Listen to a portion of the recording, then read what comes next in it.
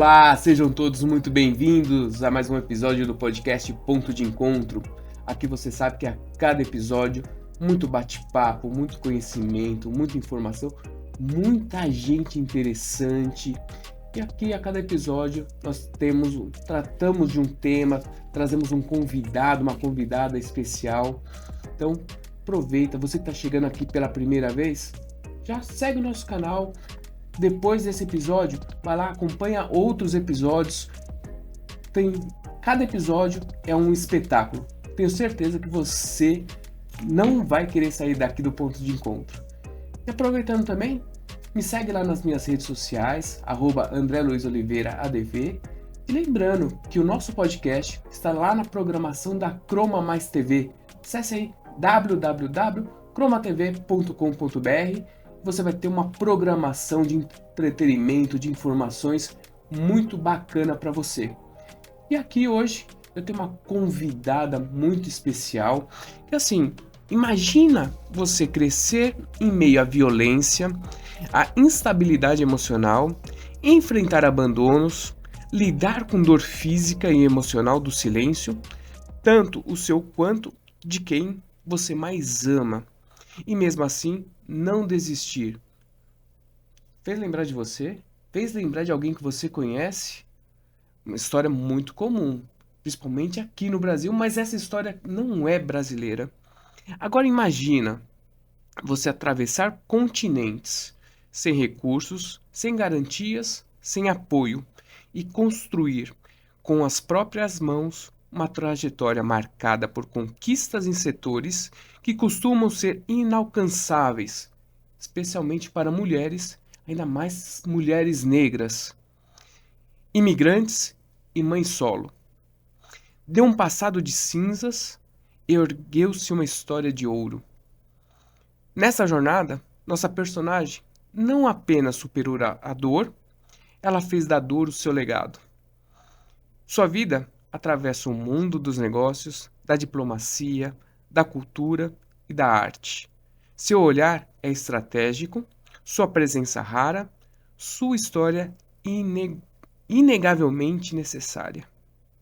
Hoje, aqui no Ponto de Encontro, nós vamos falar de liberdade, vamos falar um pouquinho de economia, de emoções geográficas e vamos falar de força, principalmente a força que existe dentro da mulher negra. Vamos falar de resiliência real, aquela que não cabe em frases prontas e nem em hashtags. E ao final dessa conversa, você vai enxergar suas próprias cicatrizes com outros olhos. Ela que é empresária internacional, artista e autora do livro Das Cinzas ao Ouro e uma das vozes mais autênticas da transformação feminina global. Além de outras coisas, ela é modelo, ela é música. Então, hoje seja muito bem-vinda, Marie Antoinette. Tudo bem? Tudo bem. Que prazer enorme ter você aqui, Marie. É uma honra para mim ser convidada aqui. Muito obrigada. Eu que agradeço, Marie. E assim, hoje, pelo menos aqui no Brasil, a gente vê muita a dificuldade da mulher, principalmente da mulher preta, da mulher negra, que ainda existe muito preconceito. E você, desde muito nova, você já vem enfrentando todas essas dificuldades, mesmo vindo de um país africano, mesmo vindo de uma família preta, negra, e ainda assim você passou por muitas dificuldades. Me conta um pouquinho como é que foi essa questão de você ter todas essas dificuldades e conseguir superá-las.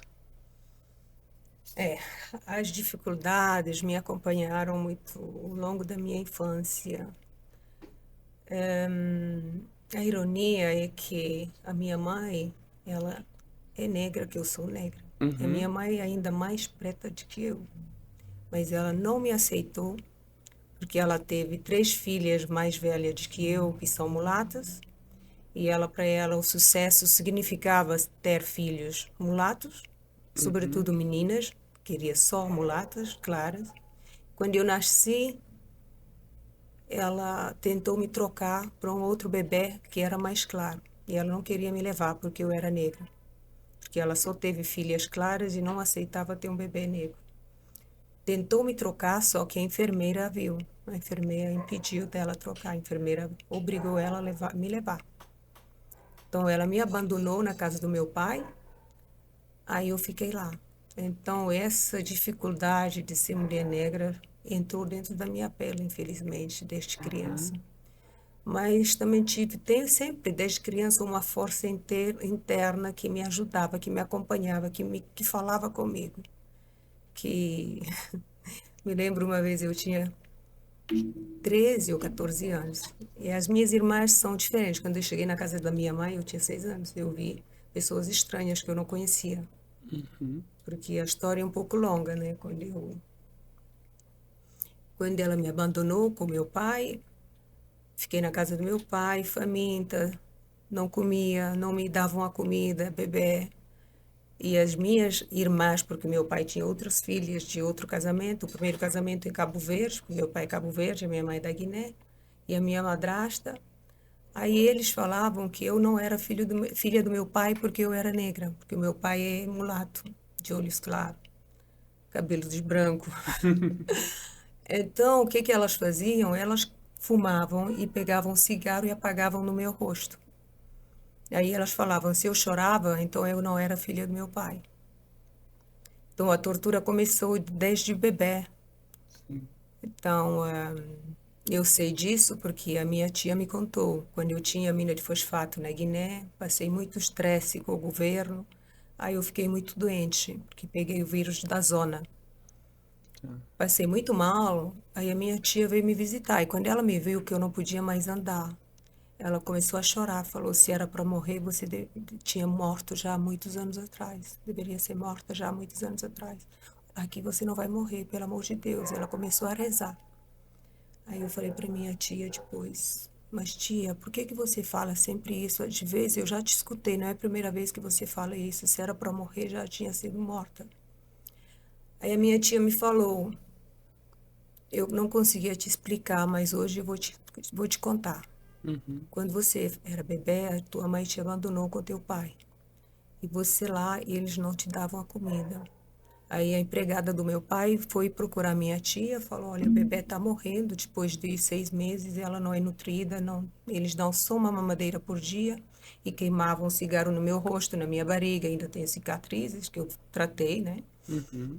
E aí a minha tia queria me levar. A empregada não deixou, porque ela me pegou para levar. A empregada não deixou sair. Falou: mas a filha do João Capristano Furtado, você não pode levar, senão eu vou ser expulsa. Aí ela me largou e foi para a polícia. A polícia veio junto com ela para constatar. A polícia falou: então vamos ver o senhor Furtado, meu pai, para dar uma oposição com ele, reagir, porque a gente Sim. vai voltar aqui ver esse bebê, porque até a polícia chorou, porque eu fiquei só pele e osso. Tomava uma mamadeira por dia, Sim, fechada, subnutrida. subnutrida num quarto de 1 metro quadrado, deitada lá no chão, sem nada. Aí a polícia falou para o meu pai: a gente vai voltar daqui a 3 semanas, um mês. Se esse bebê morrer, você vai ter que ir para prisão. Uhum. Aí o meu pai falou: minha tia, você quer levar ela para tratar ela bem e tudo?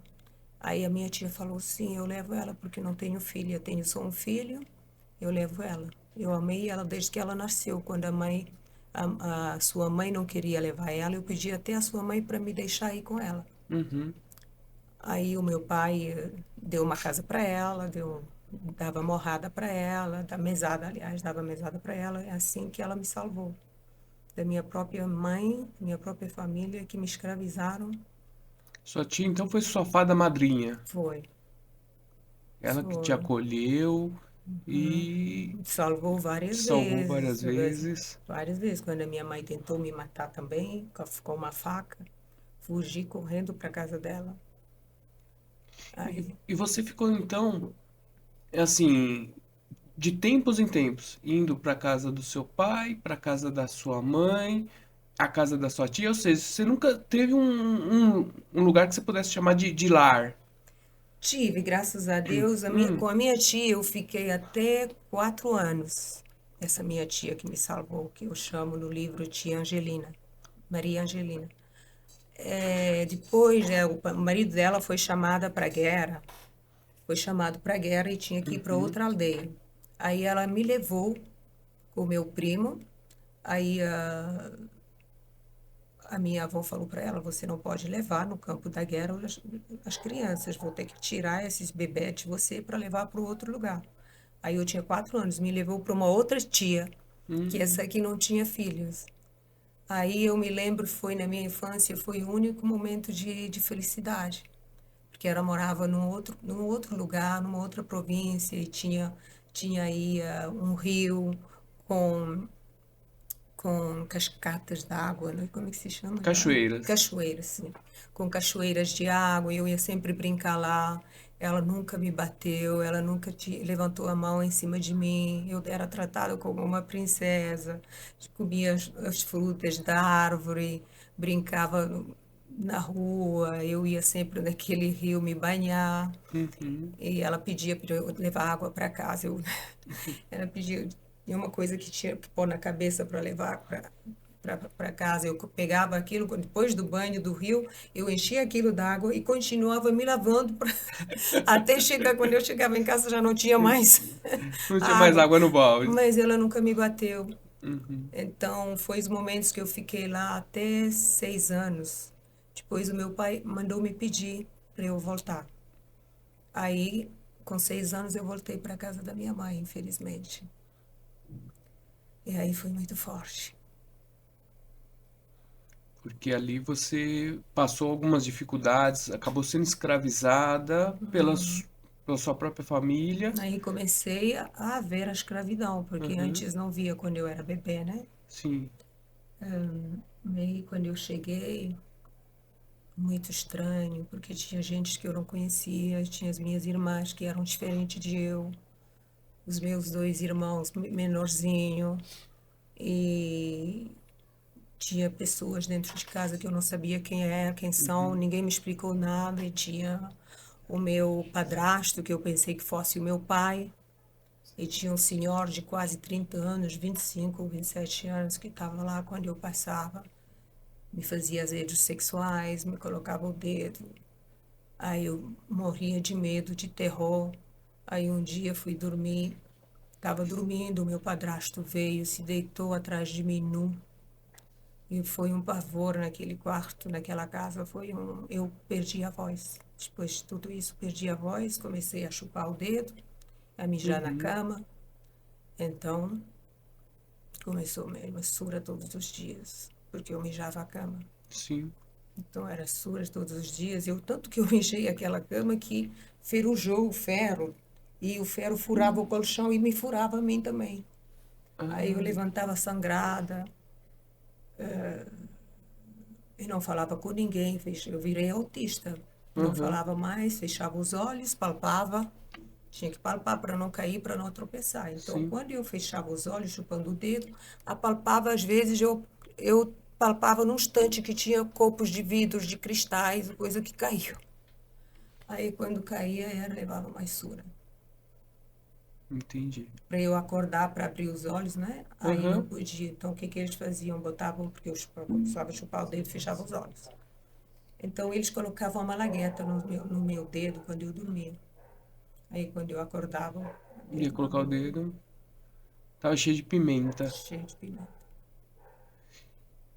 E você, apesar de toda essa infância traumática, de todos esses preconceitos, escravidão, a, ali questão de assédios e tudo mais, você falava assim que você não quis desistir. Porque o que acontece com muita gente é isso, né? Às vezes as pessoas querem desistir, desistir da vida, desistir de viver, mas você falou que tinha uma vozinha ali que não deixava você desistir. Como é que funcionava essa voz dentro de você? Esta voz começou um dia que chegou um senhor na nossa casa. Esse senhor estava lá, não sei por quê, mas eu recebi a informação que esse senhor não ia ficar vivo. Isso me assustou. Uhum. Esse senhor depois ficou doente, 3 meses depois esse senhor morreu. Aí eu fiquei assustada que eu senti e recebi essa informação. Aí um dia também a minha irmã estava tendo neném no hospital que eu fui, em uma condição que eu vi ela. Aí eu fiquei assustada, minha voz me mostrou que aquilo não era para mim, que eu ia também passar mal se eu tiver um filho. Aí eu ficava com medo do que acontecia. Então, parte boa que dessa vozinha que eu escutava, que falava comigo, a coisa mais bonita é quando eu tinha 12 anos, que a minha mãe falava assim para mim, eu nunca quis ter uma filha preta. Nunca, você é um azar para mim. Eu preferia que você morresse. Você não tem corpo, você é magra, você é feia, você é preta demais. Você vai ser o azar para mim. Eu preferia tanto que eu pedi a Deus para não me dar uma filha preta e você não sei como é que eu faço para você sair da minha vida. Porque você não vai dar certo. Rejeição Você vai total. ser uma feiticeira para as tuas irmãs, porque você não vai dar certo. Você vai querer roubar elas. Aí a vozinha, bem claro, me falou assim: não, vai ser diferente. Você vai ser melhor que todas elas. Aí eu repeti essa voz. Uhum. Nossa, levei uma surra. Levei uma surra com vassoura. E aquilo, assim, as pontas de vassoura entravam na minha pele. De tanto que eu depois ficava aí tirando as pontinhas sangrando, sangrando em todos os poros da minha pele. Aí eu comecei a ficar um pouco também mais forte, né? Que essa voz me diz isso. Aí ela me falava que eu era feia, magra, que parecia um esqueleto, que eu gastava a comida dela porque eu comia e não engordava. Mas eu comia pouco. Uhum. E, e aí uns Porque dias, o teu próprio corpo, o organismo, se adaptou com a com esse fome, tratamento de fome. se adaptou porque como eu não fui nutrida desde bebê, eu não sentia mais fome. Uhum.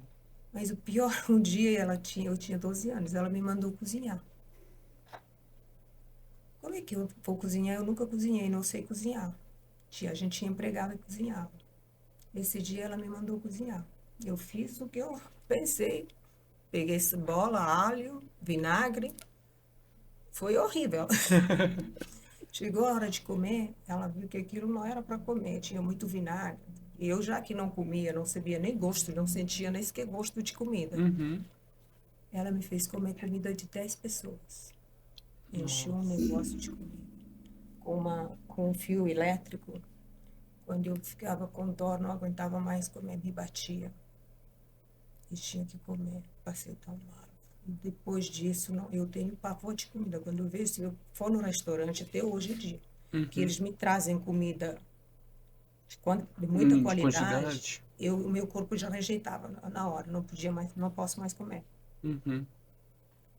Então, mas essa voz me ajudou, porque quando eu tinha 14 anos, que ela me falava que eu era feia, magra, que não tinha estrutura de corpo, não tinha nada, não tinha peito, não tinha bunda. Aí eu fui ver no espelho. Me olhei no espelho, eu falei, eu vi assim, a minha voz me falou, sim, você é tudo pequenininho, mas tudo está perfeito. Você é perfeita. Escutei, sim, eu virei, falei, sim, de facto sou diferente, mas é tudo bonito. De facto, o que eu estou olhando, eu gosto, eu me amo como eu sou. Você se Então, encontrou ali se naquela imagem. encontrei naquela imagem. E para desistir também, como essa voz me falava, quando eu tinha 16 anos, que elas me fizeram um aborto clandestino sem anestesia. Hum. Porque a minha mãe tinha organizado um senhor para casar comigo.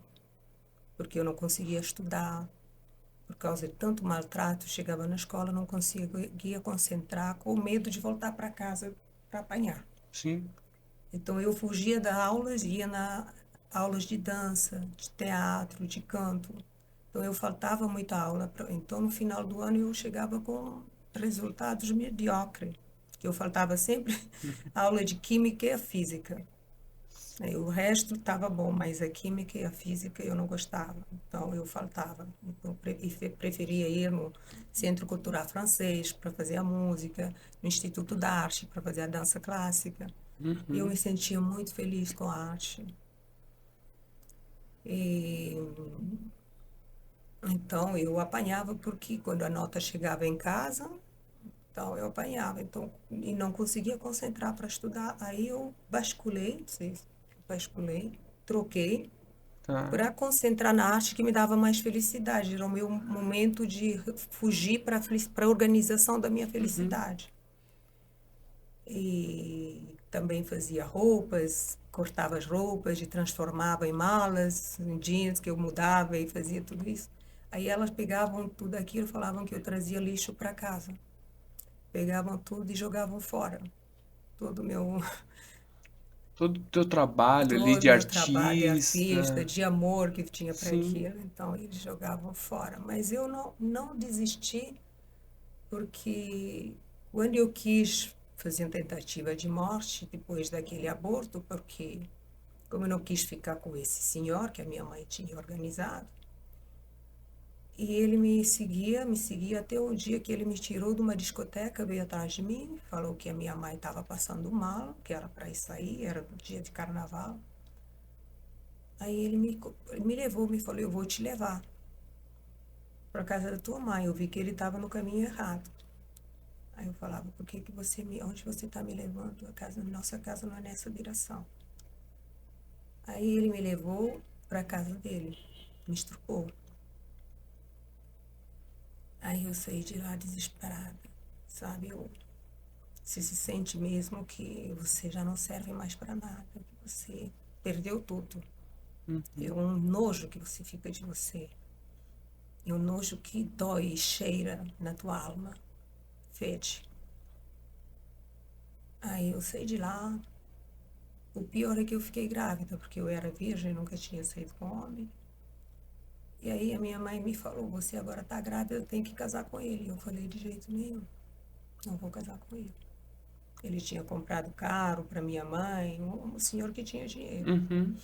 A minha mãe me vendeu praticamente esse homem. Sim. E eu falei de jeito nenhum que não ia casar com ele. Aí, difícil. Imagino o quão difícil resgatar essas memórias, essas lembranças, né? Mas também ao mesmo tempo de muita coragem, de muita força, porque você transformou isso em um livro, né? Nós já vamos chegar nele. E, mas assim, Marie, em que momento que você reuniu todas essas suas dores, essas tuas experiências ruins e fez o que a gente chama aqui de virada de chave, de momento? Falou, não, essa vida aqui não é pra mim, eu sei que eu posso mais, eu mereço mais. Em que momento aconteceu isso pra Depois do você? aborto, sem anestesia, aí eu voltei para casa querendo mesmo morrer. Aí eu falei assim, talvez que a minha mãe tinha razão, era melhor eu morrer mesmo. Porque se era isso, continuar a viver, era melhor morrer. Mas quando eu pensei tão forte que era mesmo morrer, porque de repente a minha mãe tinha razão, porque a minha vida já estava uma catástrofe, aquela tortura no meu sangue, aquela dor insuperável, aquele. Para mim era também outro estrupo, porque entra máquinas dentro de você que te tortura e você gritando aí da dor. A minha irmã que me levou, segurando a minha mão, em vez de me salvar. Aí, um dia, a minha voz me falou: você vai dar certo, é só você sair daí. Você vai ser pessoa, você vai ter as suas coisas, você vai ser como a princesa, você vai dar tudo, vai dar certo, mas você tem que sair daí. Sair Parece desse meio, sair dessa sair vida. daquela vida daquele país. Era sair daquele país para dar certo. Você tem que dar um jeito, tem que sair. A única solução é sair. Entendi. Aí eu senti que então tinha esperança. E, mas para sair daquele país, para sair dessa vida, ah, você achou que não estava pronta ainda, né? Aí é onde você foi buscar, através da educação, através do ensino, esses pontos que faltavam para você ter condições de sair. E eu comecei a sair de casa, ir na casa das minhas amigas. Eu tinha amigas suecos, que a gente fazia aula de dança junto. Eu comecei a começar a sair. Uhum, E normalmente eu pensava sair de casa, mas é impossível, porque quando eu voltei do aborto, a minha mãe me falou assim: se isso acontecer novamente com você, se você engravidar desta vez, eu é que vou pular em cima daquela barriga até que aquele filho sair da tua boca. E vou te levar. Aí eu fugi da casa dela, fui para casa de uma amiga. Mas não fiquei na casa dela, fiquei dormindo lá em cima, com os ratos lá em cima, né? um sótão. No sol. E o irmão meu veio me buscar, me falou: volta para casa, mas já tá calma, ela não vai te bater. Você não deixa você ficar dormindo aqui com os ratos. Ele me procurava, até me achou. Uhum. E eu voltei. Quando eu voltei, cheguei na entrada da casa, eu vi toda a minha roupa queimada no jardim. Ela colocou todas as minhas roupas e queimou. Todas as minhas produções. Aí me queimou mais uma vez. E ela me falou assim: Uhum. se você fugir novamente dessa casa, eu vou te levar na polícia para eles te estruparem. Maria, Aí traz não. um pouquinho o Ai, microfone para desculpa. você. Falou que ia me levar na polícia para a polícia me estuparem, para eu ver depois a dor que ela vai me causar. Aí tive que voltar e comecei logo a pensar como é que eu posso fazer para sair, mas eu tinha já que começar a organizar, sair para ficar mais com os meus amigos suecos Uhum. e ver talvez se um dia eu poderia viajar com eles. Se um dia eu poderia chegar à Suíça, como eu já tinha sonhado, né? Com uns 11 anos de idade, eu não me lembro quantos anos, mas muito criança já queria, porque o vizinho falou que era muito limpo, estruturado, bonito. E um dia eu saí com as minhas amigas da dança e fomos para Hotel Sheraton, para piscina. Eu nunca tinha entrado numa piscina, mas a minha tia, que era casada com um ministro, a minha tia, que era um militar, um general, o marido dela era primeiro-ministro e foi também ministro de negócio estrangeiro. Quando eu Uhum. saía tinha recreios na escola, eu ia sempre na casa dela, que ficava perto do meu liceu. Aí tinha piscina, mas como eu só ia para no momento do recreio, não tinha muito tempo, eu ia lá visitar minha prima Saci, que eu amava muito. E tinha lá um irmão meu, Carolino também, que eu gostava muito deles. Também tinham cores de pele mais próximo da minha. Então foi com eles que eu brincava, e os meus primos também. Que você se identificava mais. Eu me identificava mais, sim. Sobretudo com a minha prima Saci, e os meus primos também, filhos da tia Angelina. Aí eu vi a piscina que eu sempre queria nadar, entrar dentro de uma piscina, mas na casa da minha tia não tinha como. Porque a minha mãe não é que me deixava, não me deixava sair de casa. Só quando eu estava na escola que eu podia sair. Uhum. Aí eu falei, finalmente uma piscina, mas eu vi as pessoas pularem assim, né? Picando dentro da piscina. Eu falei, uau, que bom, eu também vou fazer. Mas eu fui numa zona que não era profunda. Aí entrei lá, bati com a cabeça, desmaiei. E quando parece que o rapaz, o diretor de contabilidade, que eu gostava, eu vi um rapaz que eu gostei muito dele, mas não Uhum. tinha coragem de falar e tinha também meio medo. E quando eu acordei, acordei no quarto desse rapaz, com os meus amigos de lado da dança. E quando eu acordei, que eu já tinha gostado desse rapaz, e acordei no quarto dele com ele na minha frente, quase desmaiei novamente, queria desmaiar mais uma vez. Falei, nossa, o que que é isso? O que aconteceu? Aí me explicou que eu caí lá e desmaiei, bati com a cabeça. Aí começou paixão e eu esse rapaz. Tão lindo. Eu amei tanto ele, foi a primeira pessoa que me amou, que começou a me dar Uhum. atenção, carinho, o amor, que me cuidava, mas de um ciúmes que não existe igual. Ele começou a me controlar, mas eu pensei também que aquilo era amor. Uhum. Me controlava a roupa que eu vestia, mandava tirar jeans apertada, que tinha que pôr uma saia larga, comprida, e mandava os boys do hotel controlar onde que eu ia. Se eu saísse com as minhas amigas da dança, a gente for num bar, tomar uns drink, o rapaz vinha atrás de mim.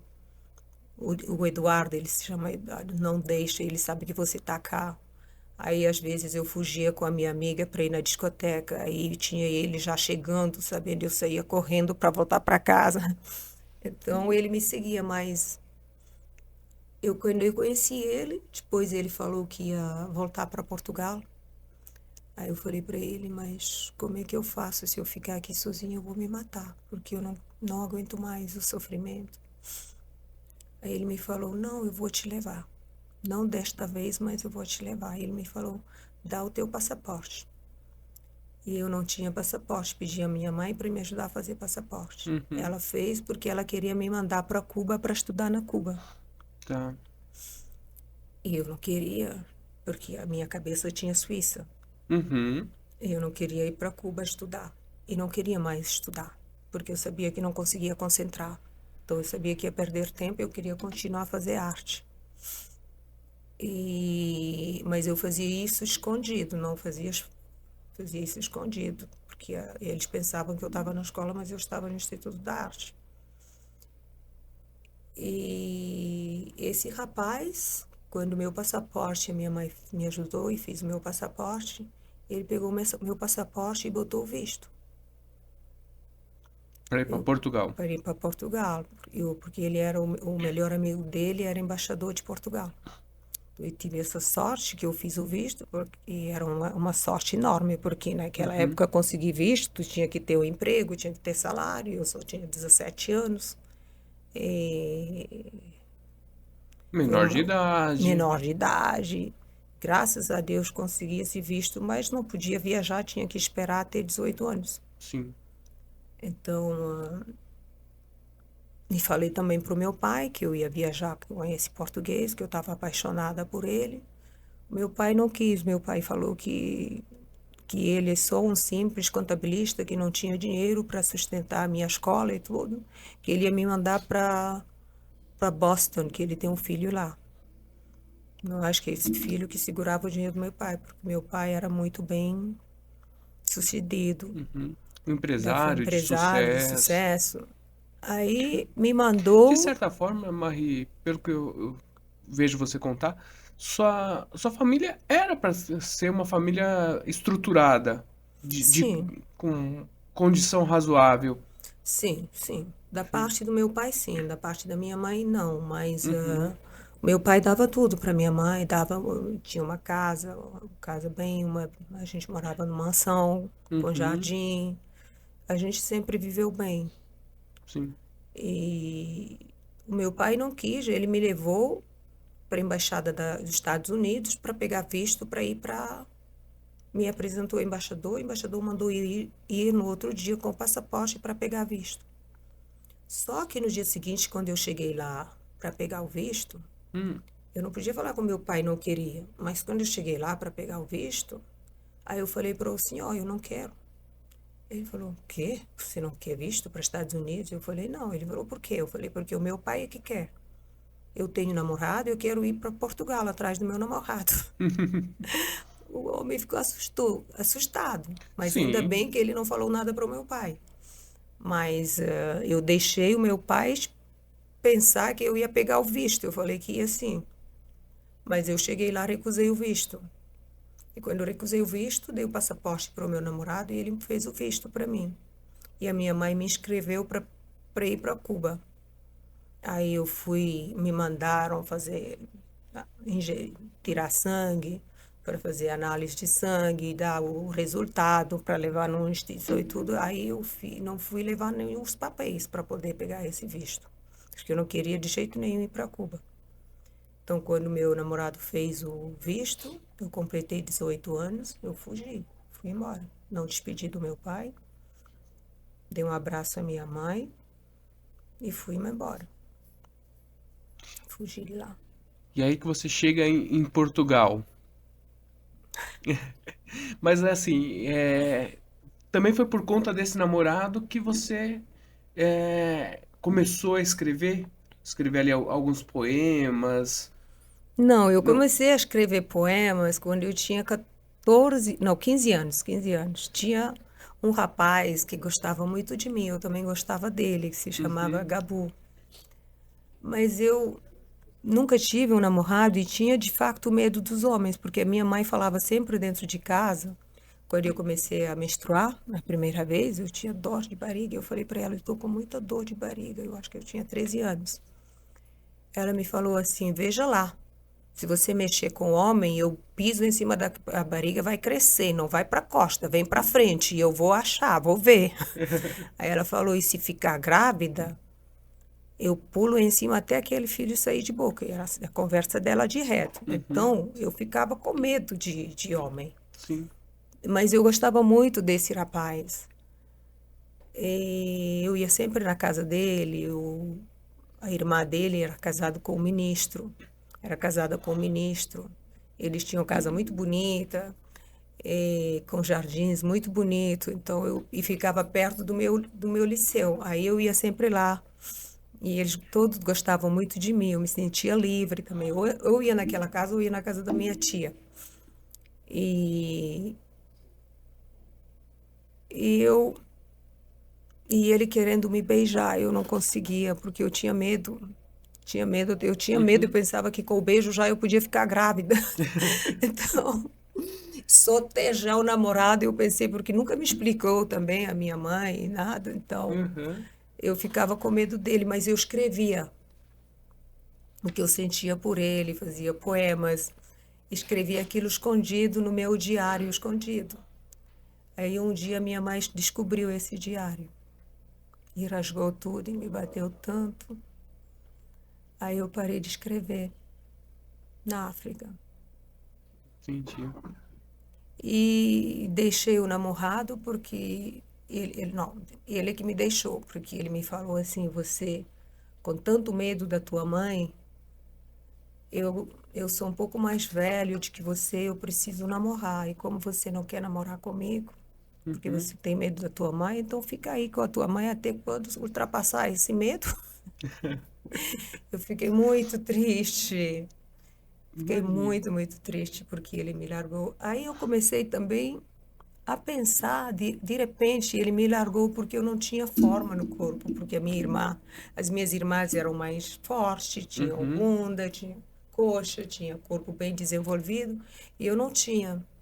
Aí eu pensava assim, ai, talvez meu sorte mesmo não é aqui, talvez tenha que sair fora daqui, porque as minhas irmãs têm namorados, casaram, e eu jamais ia arrumar o marido, o namorado, porque como aquele namorado me largou, eu acho que não ia mais ter sorte para ter um casamento, porque eu era muito diferente. Não tinha, não tinha um físico adaptado para poder Uhum. conseguir ter a Aquele liberdade de físico de mulherão. poder ter liberdade.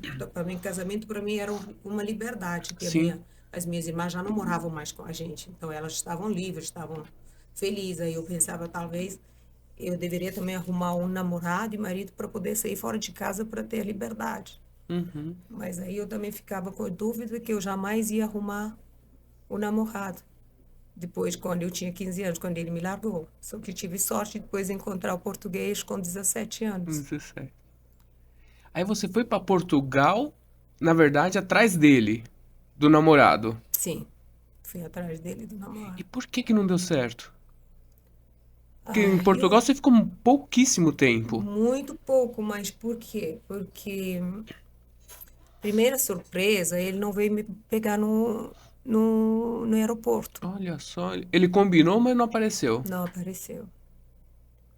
Aí eu cheguei lá, num outro mundo, Uhum. num outro continente, tudo de pessoas brancas. Aí já fiquei assim, começa mal. Eu não vou ficar aqui. Vou seguir pra frente, tenho que sair daqui. E o português, que é um povo muito acolhedor, né? Não sei se eu posso dizer isso. Não, é um povo nada acolhedor. É. Aí, como eu tinha o cartão dele, Uhum. do birô, aí eu fui para o birô dele, do trabalho dele. Tá. Quando ele me viu, me pegou de lado. O que que você veio fazer aqui? Eu falei, como é que é isso? Ele me falou, não, aqui você não pode ficar. Mas eu vi que todo mundo olhou para mim. Ele me levou do lado e me falou, pega dinheiro e vai nesse hotel aí, do lado. Eu fui nesse hotel, porque era um hotel onde tinha prostitutas. Mas eu vi elas subindo, descendo, subindo. E eu não tinha dinheiro. Aquele dinheiro só dava para pegar um quarto. Olha, um quarto dessa parte daqui, né? Só Uhum. tinha Uma uma caminha de caminha solteiro. aí, com bidé aí do lado. E acabou. E não tinha espaço nem para andar. Uhum. Mas eu vi essas meninas subindo, descendo, subindo. Eu pensei, poxa, a vida daqui é um estresse, né? Elas não param. Essa vida, que vida aqui na Europa? Sobe e desce, fica só subindo, descendo, subindo, descendo. Aí, aí, esperança que o meu namorado ia vir me pegar, né? Que ele Uhum. talvez me colocou lá só para um tempo, ou para eu não ficar na rua. E ele nunca veio me pegar. Depois, ele veio um dia, me falou, olha, eu vou falar a verdade para você. Eu tenho que ir para Macau. Achei um trabalho bom lá. E você volta para a África, depois eu te pego pra gente, eu volto lá te buscar pra gente casar. Uhum. Aí eu falei, mas como voltar para a África? Falei, eu prefiro morrer. Voltar para a África para mim é morte. Eu prefiro então morrer. Não vou voltar para a África. Ele falou, então tá, vou te levar para a casa dos meus pais. E só que lá tenho que preparar eles que você vem, porque aqui não é como lá na África, né? E tá bom, eu aceitei. Quando ele me levou na casa dos pais, eles perguntaram onde eu estava. Eu falei, eu não tenho lugar onde ficar. Aí a mãe dele falou, mas ela pode ficar aqui. Mas ele não quis, porque eu entendi que ele não queria andar com negra do lado.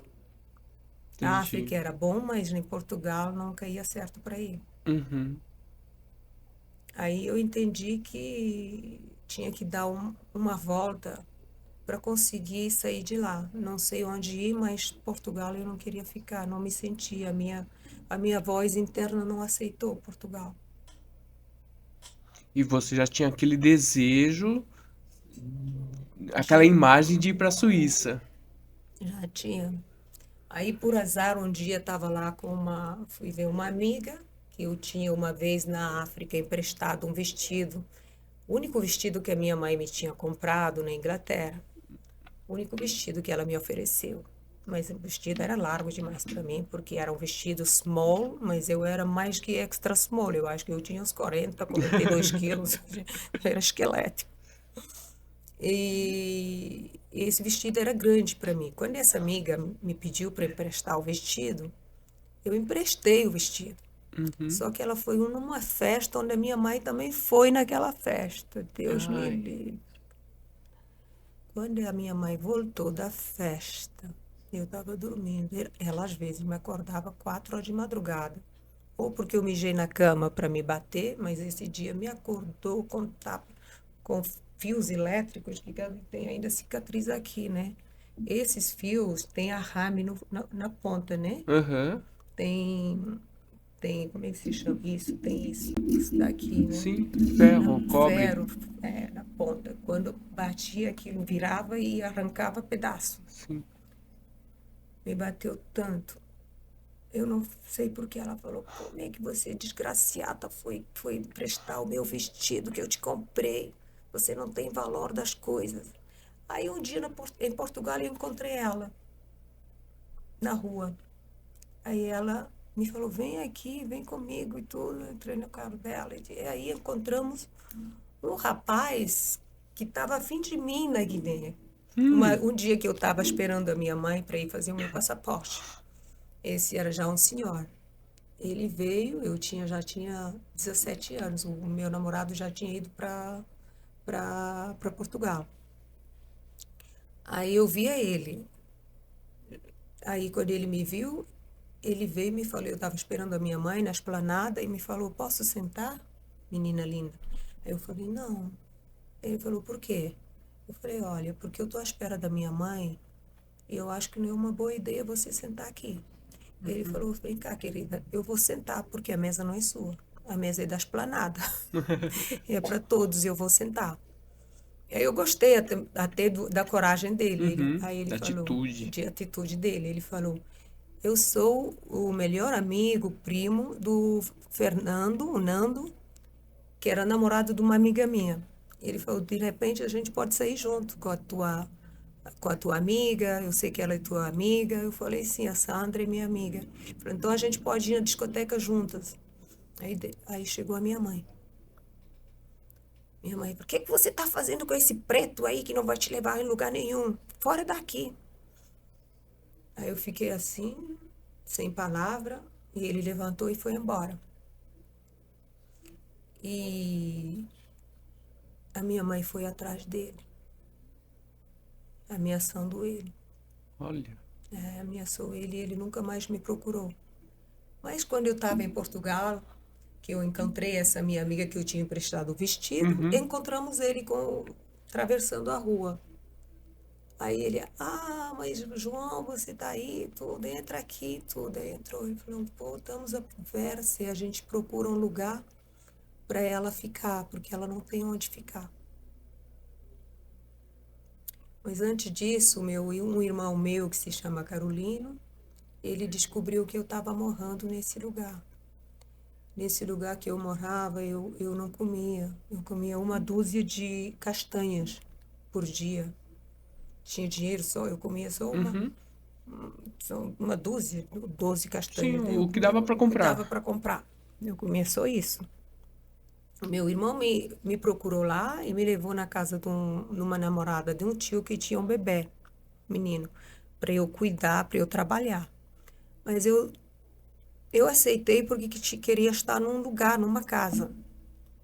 Mas não era minha vocação. Eu gosto muito de criança, mas eu nunca fui cuidada. Como é que eu ia cuidar de uma criança? Eu não sei nem cozinhar, não sei fazer de nada, não sei fazer nada.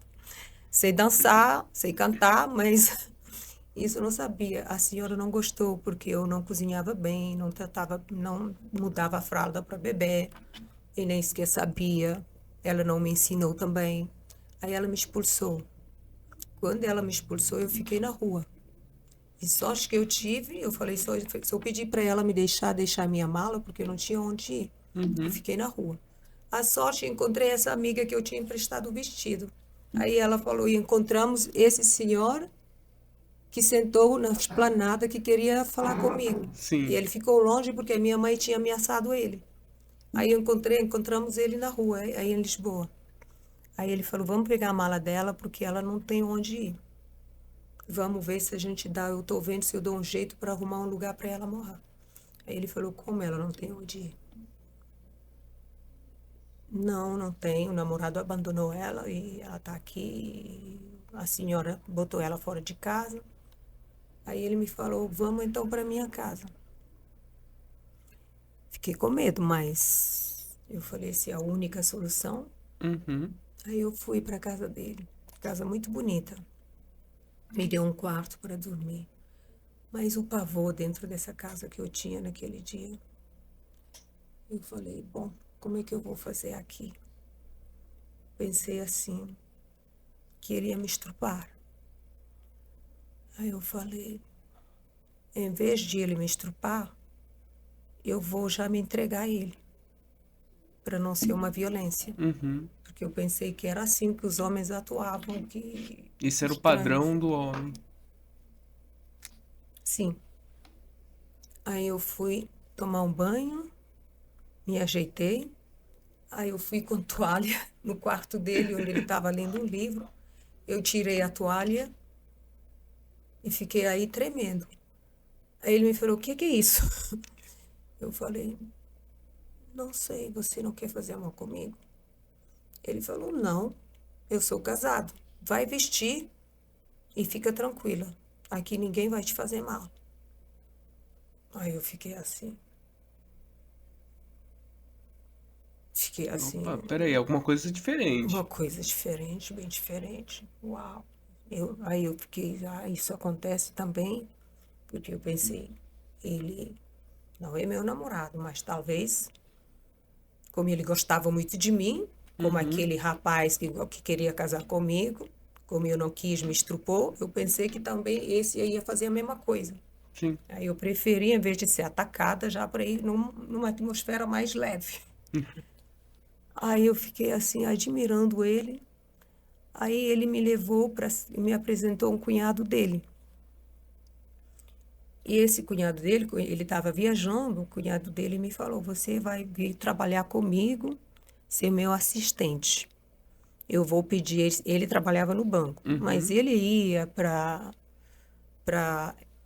lugares onde faziam vinhos. Ele falava que ele tinha restaurante, que ele queria vinho para ir provar. Uhum. Como ele era alcoólatra, ele levava caixas de vinho, falava que eu era assistente dele. Entendi. Ele ia sempre num lugar, e depois ia, quando o vinho terminar, ia no outro lugar, pegava vinho e levava e nunca voltava para comprar.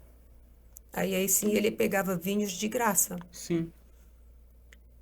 E na noite ele vinha na casa, tentando me explicar como é que ele fazia, mexia com as mulheres, pornográfico. Eu acho que ele queria talvez me estrupar também. Uhum. Aí, graças a Deus, nunca mexeu comigo, né? Mas eu falava sempre para ele, eu não estou interessada em escutar o que você fica falando para mim, não me parece conversa interessante, não quero escutar, já morrendo de medo, né? Aí um dia ele me levou num restaurante. Aí nesse restaurante encontrei um rapaz muito bonito, eu era um amigo dele. Gostei desse rapaz. Mas eu tinha até, nem sei como lidar, porque eu era também meio autista, né? Por conta de todos E os traumas que você com todos os traumas, eu havia passado. muito reservada, não Sim. conseguia muito exprimir, falar. Aí esse rapaz falou, eu falei para ele que eu encontrei com um senhor, por acaso um senhor que estava sempre afim de mim lá na Guiné, Uhum. que eu nunca falei, nunca quis falar com ele, eu fugia dele, mas eu acho que esse senhor me seguia, porque sempre eu via ele. E aí, um dia em Lisboa, encontrei ele com uma senhora. Esse senhor que me seguia na Guiné, eu acho que ele me seguia porque era muito estranho, eu sempre encontrava ele, olhando, Uhum. sempre me encarando. Mas eu ficava com medo, ficava longe e não deixava oportunidade de ter uma conversa. Sim. Aí um dia em Lisboa encontrei ele. Esse senhor mas estava acompanhado de uma senhora suíça, mas eu não sabia. E ele começou a falar comigo, eu vi a senhora que falava italiano e inglês. Aí eu fiquei feliz de poder praticar inglês com ela, porque eu falava já inglês. Uhum. Aí ela me falou que ela era suíça. Aí assim, parece que o mundo se abriu para mim. Falei, ela é suíça, não acredito. Eu falei, vem cá, senhora, me leve para a Suíça, por favor. Ela riu, ela falou, você quer ir para a Suíça? Eu falei, sim, é o meu sonho. Ela tirou o cartão de visita dela e me deu. Aí eu guardei aquele cartão como se fosse uma mina de diamante. Aí, quando encontramos com esse rapaz, esse cunhado do senhor que me deixou ficar na casa dele, encontramos o rapaz no restaurante que eu gostei do rapaz. O rapaz, eu expliquei para o rapaz que eu queria ir para a Suíça, porque já tinha encontrado Uhum. a mulher A mulher, né? com o senhor. Aí ele falou: Você tem onde ficar? Eu falei: Sim, tem uma senhora que falou que eu podia ficar na casa dele. Só que não tenho como arrumar o visto para ele. Ele falou: Deixa que eu te arrumo um passaporte. Dá sua foto. Vamos lá, tira a foto. Vamos tirar a foto do passaporte e você me dá a foto. Ele me levou, a gente bateu a foto, fizeram a foto do passaporte, eu dei para ele. Ele voltou no dia seguinte com o passaporte. Uma semana depois, não, uma semana depois voltou com o passaporte e me deu o passaporte português. E ele trabalhava no birô onde fazia passaporte. Uhum. Aí ele pegou, parece que ele pegou a passaporte, fez o passaporte da irmã, mas com a minha foto. Ah, tá. Isso que foi a minha salvação, para conseguir o passaporte e ir para a Que te Suíça. permitisse ir para a Suíça. Exato. E como é que foi esse encontro seu com a Suíça?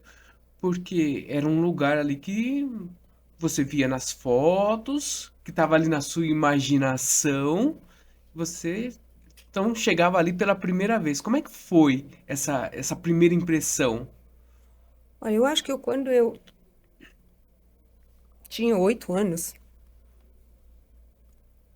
quando eu fiz um concurso porque eu tinha perdido a voz com 6 anos, com as traumas, né? Uhum. Mas eu fazia teatro na escola, dança teatral, né? Aí um dia tinha concurso para fazer. Aí eu participei nesse concurso e cantei finalmente a música que a gente que cantavam dentro da aula de teatro e a dança. Aí eu peguei o microfone e a minha voz saiu, cantei. Me lembro ainda, a chuva amiga, dança na lagoa, ri e dança. Aí eu cantei. E me aplaudiram. Eu fiquei assim, que a minha voz provocava emoção, que Uhum. eu era especial, que eu podia ser importante também. E isso foi uma força muito grande para mim. Mas a partir disso, eu comecei também a sonhar que eu queria cantar em muitos países. Muitos Eu queria palcos. muitos palcos em países diferentes. Aí me perguntaram assim, um dia um irmão me perguntaram, o que é que você quer fazer quando for grande? Eu falei, eu quero viajar o mundo inteiro. Eu tinha 8 anos. Eu quero viajar para muitos países. Eu quero namorar bastante. Eu quero casar várias vezes. Eu quero sair daqui. Eu tinha 8 anos. Então, quando eu cantei, que eu vi a emoção que eu provoquei nos outros, eu comecei a acreditar que eu podia fazer outras pessoas felizes, que eu tinha possibilidade de poder ser alguém, ser outra pessoa, ser feliz, e que tinha possibilidade através da arte. Sim. A arte nos permite, né? É um meio de comunicação diferente. E, e você conseguiu, né, desenvolver essa tua veia artística como cantora, como modelo. Como é que essas diversas Marie foram surgindo na sua vida? A Marie modelo, a Marie cantora, você já falou ali com 8 anos, mas ali era ainda um sonho de De menina menina, assim. que você concretizou com uma vida profissional. Como é que essas outras Maries foram surgindo? Eu acho que a gente já tem dentro da gente várias possibilidades. Uhum. E você tem que agarrar na sua paixão. E só que a gente não tem a outra força de dizer vou fazer acontecer, porque a gente falta talvez um pouco mais de confiança. Mas eu, como era muito infeliz, eu falei assim, tenho que organizar minha felicidade através da arte. Isso me dava felicidade. Falei, cabia só a mim a organizar a minha felicidade. Uhum. Aí quando eu cheguei em Suíça, procurei agência de modelos. O meu ex-namorado me via sempre cantar. Aí ele decidiu produzir o meu disco, mas antes disso, o caminho é difícil, né? Lá na Suíça, chegar lá, a trajetória foi caótica, foi horrível, porque eu me lembro, eu viajei 2 dias de ônibus para chegar para a Suíça, De Portugal para a Suíça. sem comer. Uhum. E conheci um senhor no ônibus que me levou para a casa dele. Chegamos em Genebra. Naturalmente, né? Me estrupou durante alguns dias lá. E tinha a esposa dele. Quando a esposa saía, ele me atacava. Aí me levou nos bares para trabalhar. Eu falava inglês. Aí foi horrível, porque nos bares aí para trabalhar eu não sabia fazer nada de trabalho, servir drink. Aí quando eu servia drink, o homem puxava a conversa comigo, eu não queria conversar, porque ainda tinha medo dos homens. E depois me falaram que eu era selvagem demais, que eu não falava. Mas deu para os horários que eu fiquei lá, me pagaram por ter ficado lá, e com esse dinheiro eu comprei outro bilhete para ir para Lugano. Mas como eu não, não sabia nem falar direito, porque lá se fala francês. Sim. Aí fui comprar, eu acho que eu comprei o bilhete errado, ou então peguei o trem errado, e eu parei em Zurique. Em Zurique se fala alemão. Sim. Quando eu desci de trem para ir para. Aí me perguntei por que que o trem parou. Eles falaram que o final, não vai mais esse trem. Aí eu falei, mas eu quero ir para. Aí eu fiquei assim, como é que eu vou fazer? Aqui eu tenho que ir para Lugano, e aqui eu estou em Zurique. E não tem mais trem. Aí, quando eu saí de lá, encontrei uma senhora asiática com o marido. Eles vieram conversar comigo. Onde você vai? Eu falei, eu tenho que ir para Lugano. E eles falaram, ah, mas parece que não tem mais. Eles me falaram, vem com a gente para nossa casa. Aí eu não tinha como fazer. Eu falei, tá bem. Mas e o pavor? Porque o senhor que me levou em Geneva para a casa dele, ele também era casado com uma asiática, uma tailandesa. Uhum. Aí eu falei, meu Deus do céu, não tenho como, tenho mesmo que ir. Aí, graças a Deus, encontramos com uma polícia. A polícia viu e veio tirar satisfação. Vocês conhecem ela? Eles falaram, não, acabamos de conhecer ela e vamos levar ela para nossa casa, para ela dormir e pegar o trem no dia seguinte. Aí a polícia falou, não, ela vai dormir aqui, o primeiro trem é 5 horas de madrugada, de manhã, ela vai dormir aqui, ela pega o trem de manhã e vai. Uhum. Aí eu gostei. Eu falei, poxa, ainda bem que eu escolhi esse país. Teve uma polícia que me salvou. Aí a polícia me falou, você tem dinheiro para tomar café de manhã? Eu falei, não.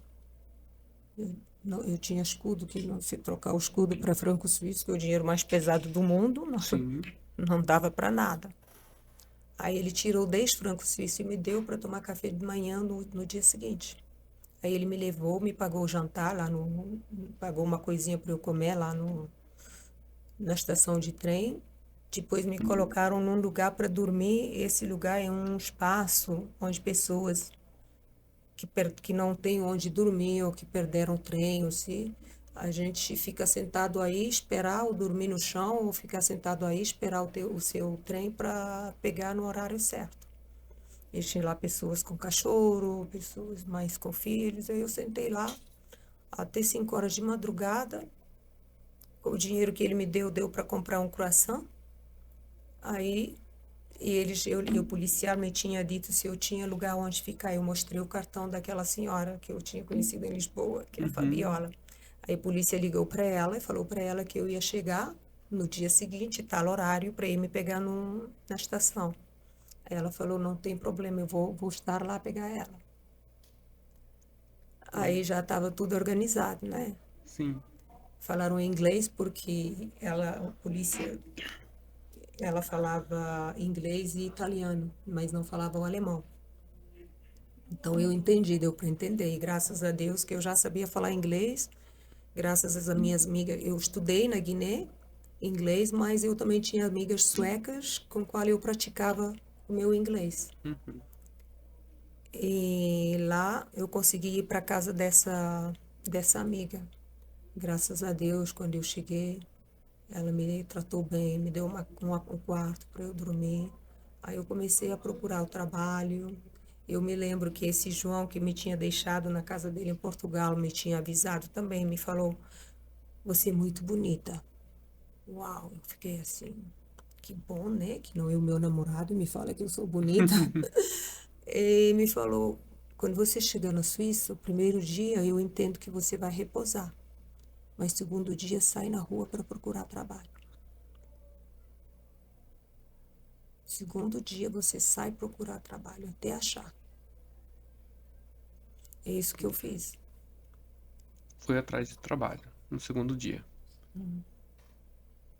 E aí ali você começou a trabalhar Bartender bartender. num piano bar,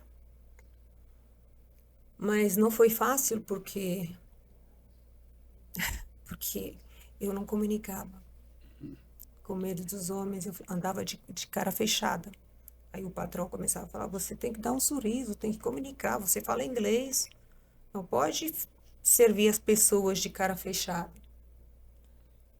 Aí eu tinha problemas, tinha traumas, Sim. tinha dor dentro de mim, então é difícil mostrar felicidade.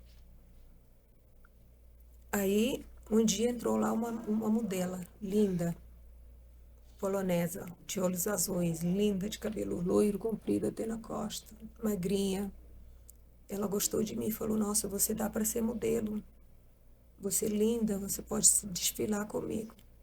Eu vou te levar para minha agência para te pegar também para você desfilar." E eu falei: "Uau." Eu tinha feito alguns desfiles na África também. Ah, E tinha visto uma vez num jantar com meu namorado português e tinha lá um senhor com uma modelo que se chamava Cristal. Lindérrima, elegante, vestida linda.